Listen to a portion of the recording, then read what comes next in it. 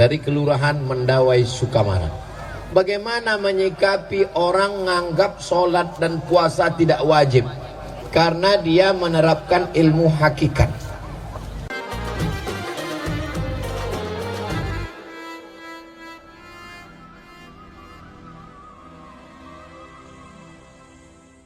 Semoga Ustadz sehat selalu. Amin. Saya mau tanyakan mengenai sholat Jumat. Ketika khotib naik ke atas mimbar, jemaah datang terlambat, langsung sholat sunat, sedangkan khotib sudah membacakan khutbah. Apakah itu sah atau tidak Pak Ustadz? Oke, saya jawab, saya cerita, jamaahnya menjawab.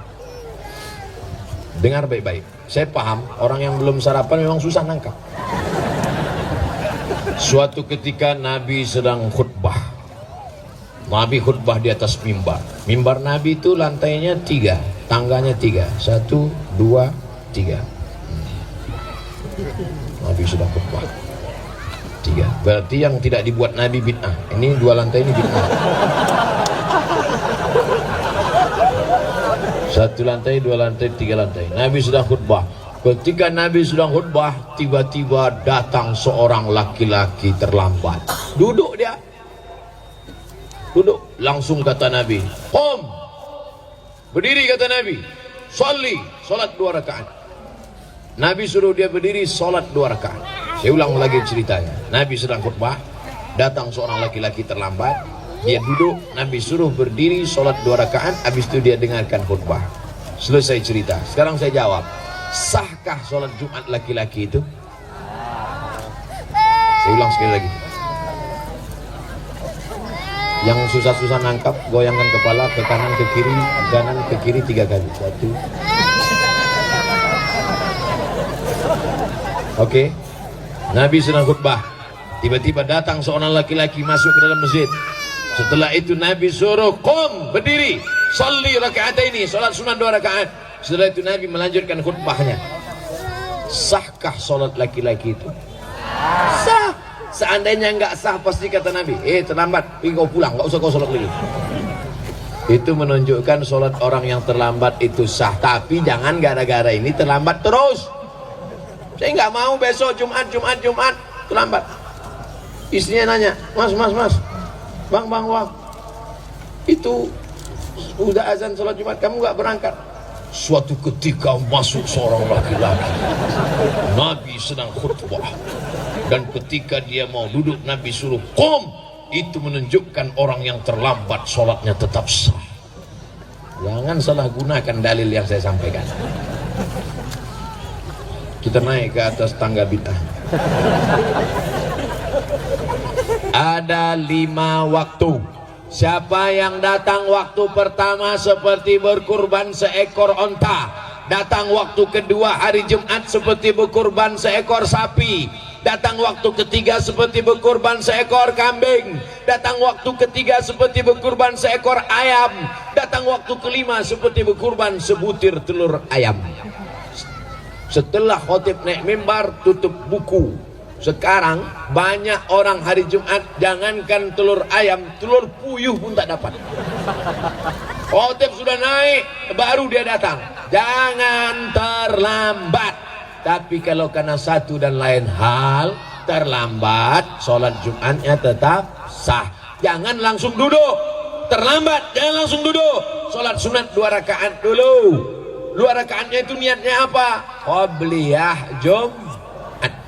Kalau sholat qobliyah Jumat otomatis dapat tahiyatul masjid. Tapi kalau tahiyatul masjid nggak dapat qobliyah Jumat, maka langsung qobliyah Jumat. Jangan di depan khotib. Udah terlambat di depan khotib. Allah. Ayatnya Yasin. Pakai baju kaos, tertulis di belakang. Emang masalah buat lo? Ini nantang namanya. Udah terlambat, kau carilah pojok-pojok. Ini harus dijawab serius karena diketik, di print dari rumah. Untung nggak dibingkai. Nama saya sensor, nggak boleh sebut. Menjaga kode etik.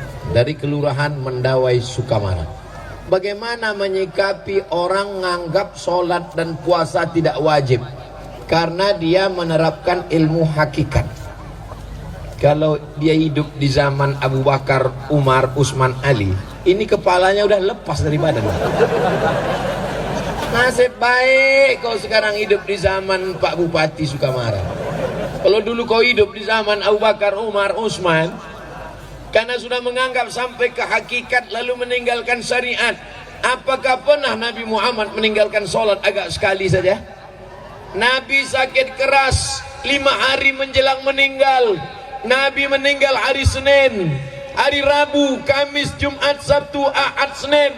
Hari Rabu Nabi sakit keras, diambil kirbah. Kirbah itu kulit kambing yang dijahit tempat air minum, disiramkan ke wajah Nabi 5 kirbah. Nabi tersadar dari pingsannya. Apa yang dibisikkan Nabi? Bawa aku sholat berjamaah. Nabi dijamin masuk surga. Hakikat, syariat, tarikat, makrifat menyatu dalam diri Nabi. Al-haqiqatu bila syariatin batilah. Orang yang ngaku hakikat meninggalkan syariat batil. Wasyariatu bila haqiqatin atilah. Orang yang hanya syariat meninggalkan hakikat sia-sia. Oleh sebab itu, ciri ulama ahlus sunnah wal jamaah adalah dengan melaksanakan sejalan antara syariat dan hakikat. Ini majelis ulama mesti memanggil orang ini.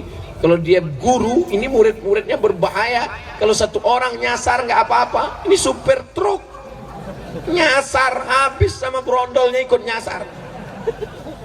Kalau ada yang mengajarkan begini, mesti dipanggil. Kenapa? Abu Bakar, Umar, Utsman, Ali, Thalha, Zubair. Makanya kita Ahlus Sunnah wal Jamaah berpegang pada 3: akidah Asy'ari, fikih Syafi'i, tasawufnya Sunni, bukan tasawuf falsafi. Tasawuf siapa? Tasawuf Abu Hamid Al-Ghazali dan Junaid Al-Baghdadi. Tarekatnya Naqsyabandi, Abul Hasan Syazili, Rifai, Abah Gurus kumpul tarekatnya Samaniyah. Mereka tetap melaksanakan syariat tanpa meninggalkan syariat. Maka kalau ada orang mengaku-ngaku hakikat meninggalkan syariat, kamu kenapa nggak sholat? Sholat itu hanya syariat saja, saya cukup sholat batin saja. Kamu nggak puasa? Puasa itu syariat, saya cukup puasa batin. Pasti yang makan. Kalau gitu kau makan syariat aja, makan hakikat. Nanti istrinya nanya, kamu nggak masak? Saya masak hakikat saja. Mau makanlah kuali hakikat. Paham? Enak ceramah di Sukamara ini. Orangnya cerdas-cerdas. Syukron. Belum dijawab udah syukron. Syukron Ustaz Somad sudah berkenan datang di tanah Sukamara. Saya Ibu dari Mendawai.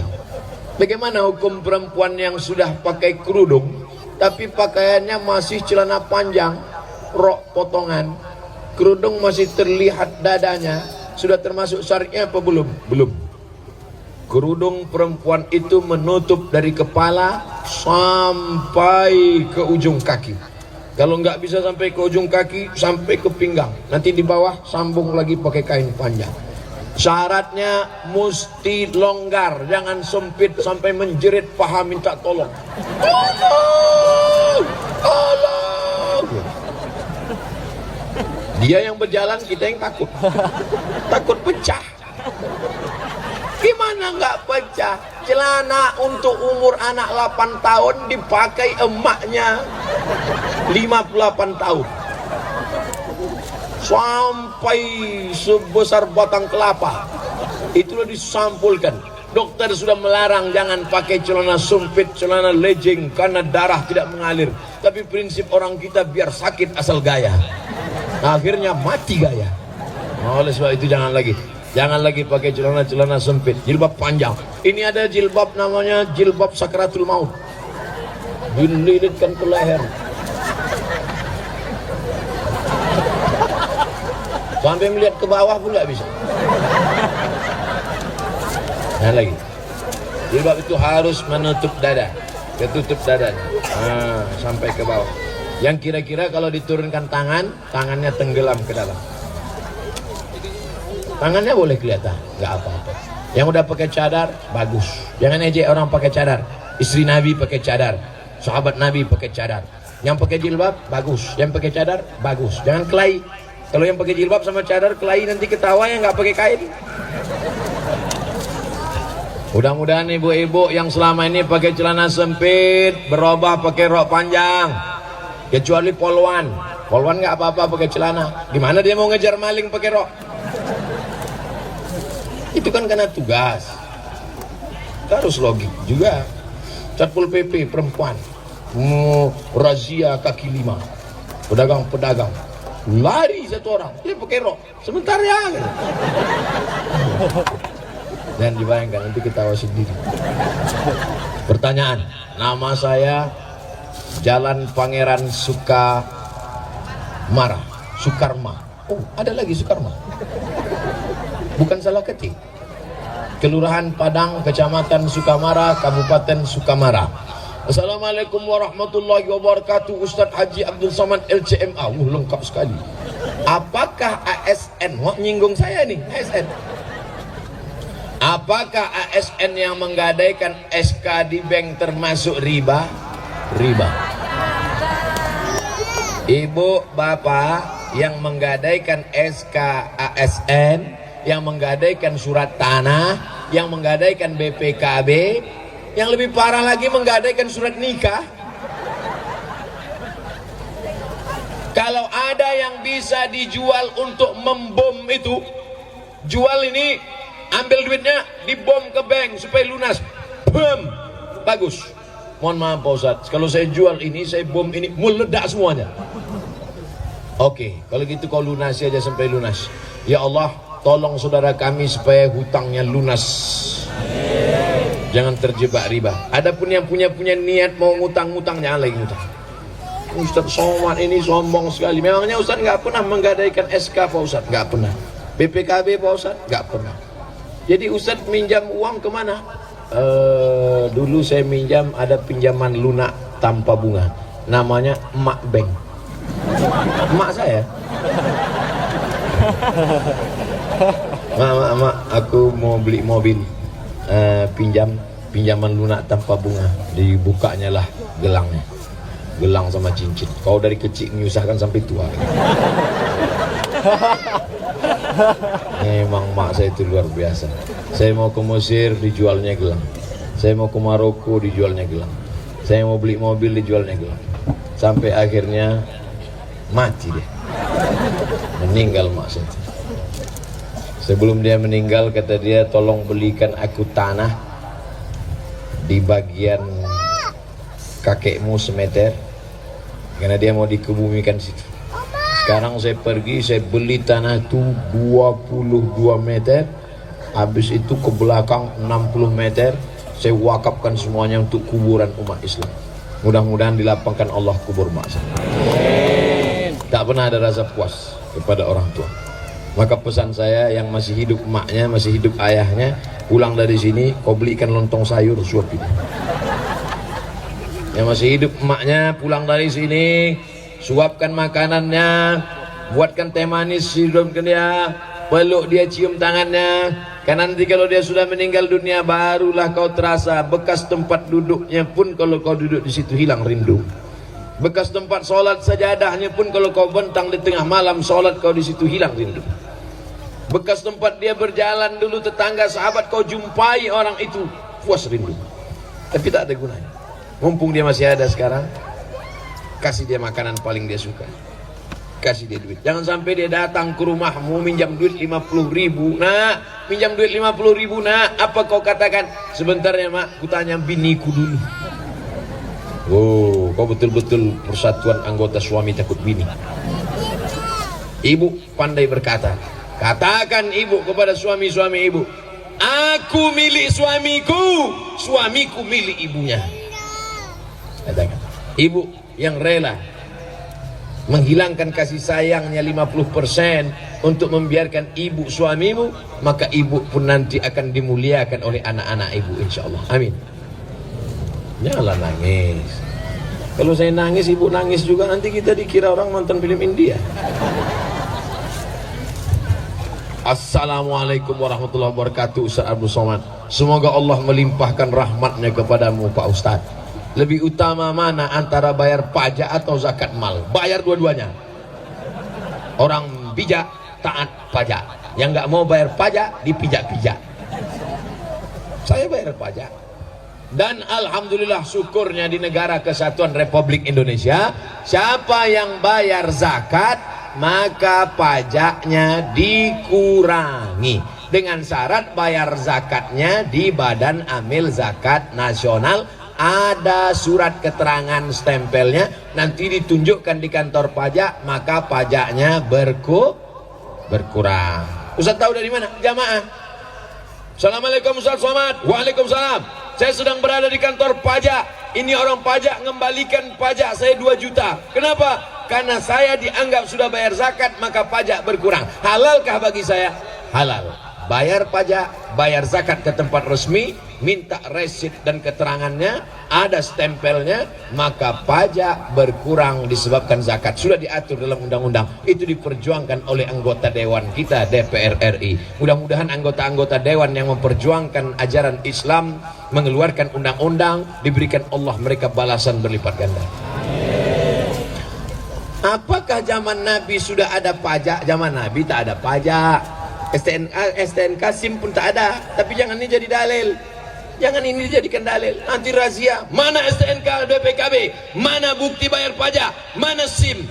Mohon maaf Pak Polisi, Nabi nggak punya SIM. SIM ini bid'ah, wa kullu bid'atin dhalalah, wa kullu dhalalatin finnar.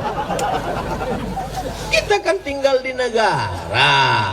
Lalu kemudian pengurus negara ini bermusyawarah di DPR mengeluarkan pendapatan negara dengan pajak. Maka kita bayar pajak, pajak kendaraan bermotor, pajak bumi dan bangunan. Tapi kalau kita bayar zakatnya resmi, pajak kita berkurang. Perhatikan baik-baik. Bayar zakat, jangan bayar zakat sendiri-sendiri. Bayar zakat ke Badan Amil Zakat Nasional Sukamara. Kertas terakhir. Alamat Gang Sedulur. Jawa ini. Sedulur sederek sedoyo. Gaji ASN apakah wajib zakat? Jangan cerita gaji. Karena ada orang gajinya 2 juta, pendapatannya 20 juta. Kenapa begitu? Hitung total semua. Gaji, SPPD, tunjangan, uang tunjang, uang sipak, uang sundul, uang tanduk, uang sikut. Total semua. Gimana cara ngitungnya Pak Ustaz? 85 gram emas wajib mengeluarkan 2,5%. Ingat, 85, 85, 85, 85, 85, 85. Jangan pulang dari sini jadi 58. Berapa? 85. Ingat saja tahun 85. Kira-kira Bapak sama Ibu tahun apa yang paling berkesan 85? Mama, kita ketemu kan tahun 85 kan? Ingat 85 gram. 1 gram emas 500.000 kali 85 gram 42 juta. 42 juta 500 bagi 12 bulan. Saya paham orang yang belum sarapan susah nangkap hitung-hitung. Dengarkan aja ceramah saya ini. Yang susah nangkap sekarang nanti diputar videonya di channel Ustaz Abdul Somad Official. Subscribe, like, and share. 85 gram kali 500.000 sama dengan 42.500.000 selama 1 tahun. Siapa yang penghasilannya 85 gram kali 500.000 42.500.000 selama 1 tahun, dia sudah kena zakat 2,5%. 45 juta 45 juta pula 42.500.000 itu kalau dibagi setiap bulan keluar bagaimana? 42.500.000 bagi 12 bulan sama dengan 3.600.000. Payah ngitungnya kalau 3.600.000. Oke, kita bulatkan 4 juta. Mudah-mudahan semuanya yang gajinya kurang dari 4 juta penghasilannya lengkap sejak ceramah ini terhitung dari Januari 2020 4 juta ke atas. Amin. Mudah cara ngitungnya. Gimana cara ngitungnya? 1 juta 2,5%. 1 juta 25.000. 1 juta 25.000. 1 juta 25.000. 1 juta 25.000. Kalau Bapak sebulan dapat 4 juta, berapakah zakatnya? Capek deh. Kalau ibu dapat 1 bulan 10 juta, berapakah zakatnya? 250.000. Udah cara ngitung. Mudah-mudahan bulan depan dapat 10 juta. Amin. Keluarkan 250.000 langsung ke Badan Amil Zakat Nasional Kabupaten Sukamara. Pak Ustadz, saya keluarkan tiap bulan 100.000 atau setahun sekali? Tiap bulan. Kan sama aja.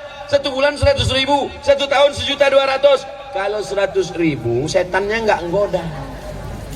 Tan, kita goda nih, nggak usah lah 100.000 katanya. Set. Setan ngajak kawannya, satu manggil Tan, satu manggil Set. Gimana nih, kita goda nggak nih? Nggak usah lah 100.000 kata dia. Kalau ini kan, oh ini 1.200.000. Oleh sebab itu maka setiap keluarkan. Ustaz Somad keluarkan zakat, saya keluarkan zakat setahun sekali setiap menjelang bulan Ramadan. Biar mudah ngingatnya. Setiap mau Ramadan baru saya bagi.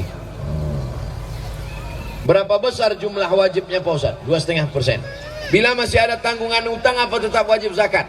Tetap. Tapi katanya kalau utang nggak wajib zakat. Kata siapa?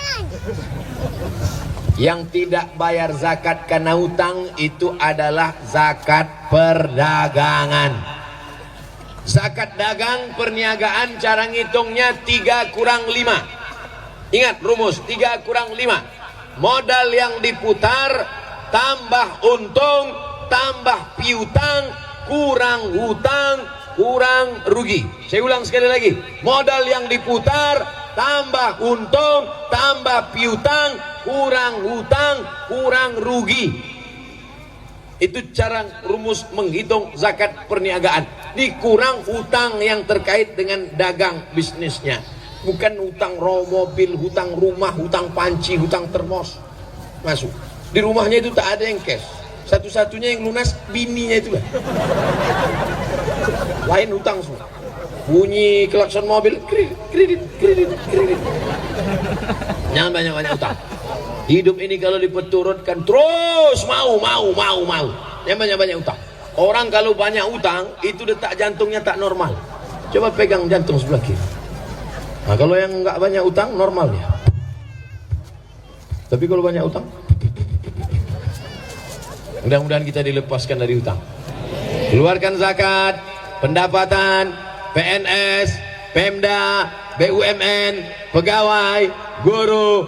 Keluarkan setiap bulan 2,5%. Salurkan langsung ke Badan Amil Zakat Nasional Kabupaten Sukamara. Hubungi nomor berikut ini. Potong, masukkan Instagram, like and share. Terima kasih segala perhatian. Mohon maaf segala kesilapan. 7.30 kita berdoa di akhir majlis. Ala hazihin niyah al-Fatihah. A'udzu billahi minasyaitonir rajim. Bismillahirrahmanirrahim. Alhamdulillahi rabbil alamin. Arrahmanir rahim. Maliki yaumiddin. Iyyaka na'budu wa iyyaka nasta'in. Ihdinas siratal mustaqim. Siratal ladzina an'amta 'alaihim ghairil maghdubi 'alaihim waladdallin. Amin. La tada' lana dzamban illa ghafartah. Bubar kami dari majlis taklim ini bersih dari dosa-dosa ya Allah. Wala dainan illa qadaitah. Tolong kami lepas dari hutang piutang riba ya Allah. Wala maridan illa syafaitah.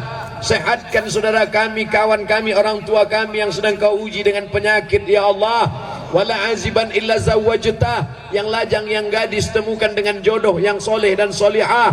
Wala raghiban illa anjabatah. Jadikan anak-anak kami anak-anak penghafal Al-Quran. Allah mawaffiq ulata umurina. Bapak Bupati, Wakil Bupati, DPD, RI, DPR, jadikan mereka orang-orang yang istiqomah menolong agamamu dengan jabatan yang ada di pundak mereka ya Allah.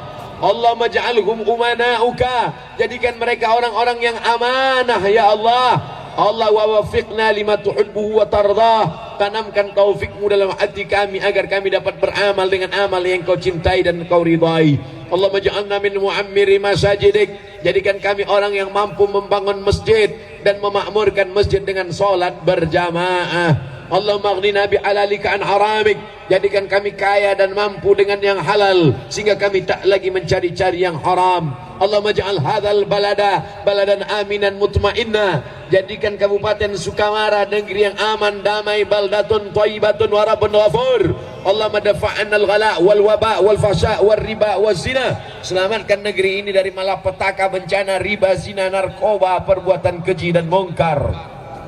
Allahumma khtim lana bi husnil khatimah wa la takhtim alaina bi su'il khatimah. Allahumma ja'al akhir kalamina, jadikan akhir kalam kami ketika malaikat maut mencabut nyawa kami, yang terakhir keluar dari mulut kami kalimah la ilaha illallah Muhammadur Rasulullah sallallahu alaihi wasallam. Rabbana atina fid dunya hasanah wa fil akhirati hasanah wa qina adzabannar. Wa sallallahu ala sayyidina wa maulana Muhammad wa ala alihi wa sahbihi wa sallam. Walhamdulillahi rabbil alamin. Taqabbalallahu minkum minna wa minkum taqabbal ya karim. Pulang dengan tenang, jaga kebersihan masjid kita yang sudah cantik dan indah. Ambil sampah-sampah, botol-botol, kresek-kresek, plastik-plastik, buang pada tempatnya. Terima kasih segala perhatian. Mohon maaf segala kesilapan dan kekhilafan. Wallahul muwaffiq ila aqwamit thariq. Wassalamualaikum warahmatullahi wabarakatuh. Waalaikumsalam.